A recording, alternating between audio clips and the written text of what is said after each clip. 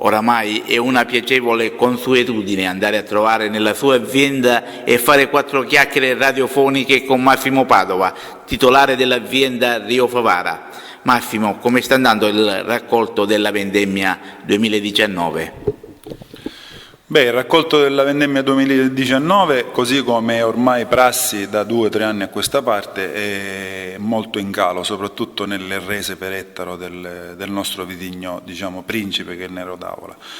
Quindi questa situazione di estrema siccità che si sta rilevando ormai quasi endemica, diciamo, ha creato queste grosse difficoltà nella produzione delle nostre uve. Naturalmente dobbiamo cercare di trovare le soluzioni con delle irrigazioni particolari o con dei sistemi più che altro di impianto diversi rispetto a prima. La tua personale visione di quello che la vendemmia, l'annata ed il vino dovrebbero rappresentare? La vendemmia, l'annata e il vino devono sempre rappresentare un territorio, perché sono l'espressione del territorio. Il vino è principalmente espressione di una cultura e di una storia, della storia di un popolo, per cui non dobbiamo mai perdere il nostro concetto, il nostro legame con la terra e con la nostra storia.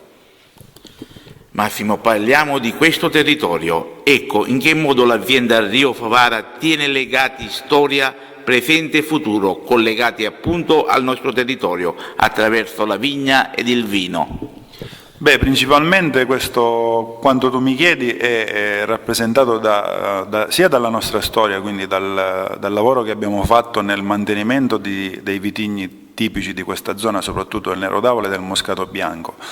Ma una chicca che posso anticiparti è il lavoro di ricerca che abbiamo fatto da circa 3 anni, soprattutto grazie anche alla ricerca fatta dall'Istituto regionale della vite e del vino, in cui sono stati rintracciati dei vitigni cosiddetti di reliquia, e di cui noi stiamo lavorando e impiantando piccole particelle con alcuni vitigni proprio tipici della nostra zona, soprattutto di Ispica, dove è stato scoperto questo antico vitigno che si chiama Racinedda, ed è un tipo di vino, diciamo un tipo di uva che darà un vino soprattutto particolare e che possiamo proprio concentrare sul nostro territorio e avere come quasi chicca tipica del territorio di Ispica.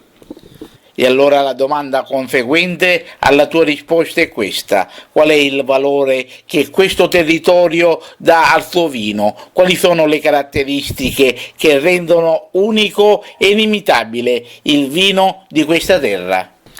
Le caratteristiche sono principalmente questo carattere di vino austero, soprattutto dato dal clima, quindi pur avendo una solarità rintracciabile e riconoscibile nei vini, però questa austerità, così come la ricerchiamo noi come azienda Rio Favara, ma tanti altri nostri colleghi del comprensorio, proprio tracciano questo carattere austero di vino che viene da un clima molto caldo, arido e con naturalmente delle difficoltà di produzione. Per cui oggi possiamo anche dire che la nostra ormai è diventata una zona quasi da vini eroici, appunto perché produciamo dei vini con delle condizioni estreme. L'ultima domanda: cosa vuoi dire al consumatore finale ed appassionato di vino? Come dico sempre, la passione per il vino viene bevendolo e innamorandosi sia del vino in sé per sé, quindi come parte della nostra alimentazione, ma soprattutto come parte della nostra storia.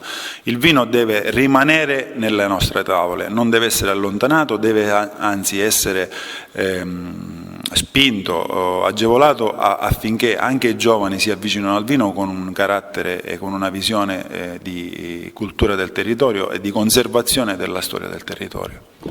Grazie Massimo. Ringrazio Massimo Padova, Piero Giunta per Radio Dimensione Musica.